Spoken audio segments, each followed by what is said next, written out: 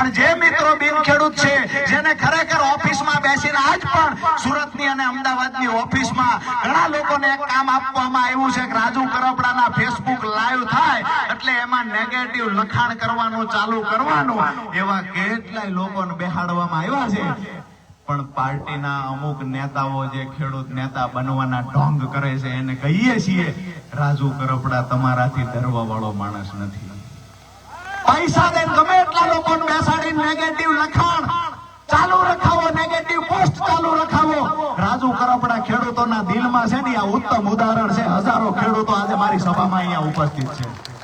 પાછળની લાઈનમાં અમારી માતાઓ બહેનો, મોટી સંખ્યામાં બહેનો ઉપસ્થિત છે।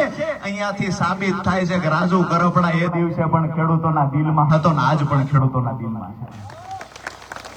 જ્યારે જ્યારે આક્ષેપો થયા છે મિત્રો, દુઃખ થાય છે। ત્યારે છેલ્લા 8 વર્ષથી ખેડૂતો માટે લડ્યો, મારી જુવાની ખેડૂતો પાછળ ઘસી નાખી, ક્યાંક ને ક્યાંક પરિવાર, બાળકો, હું પણ 2 દીકરાનો બાપ છું, મારા બાપને પણ હું લાડક વાયો છું, તેમ છતાંય પરિવારથી વધારે સમય મેં પાર્ટીને મારા ખેડૂતોને આપ્યો।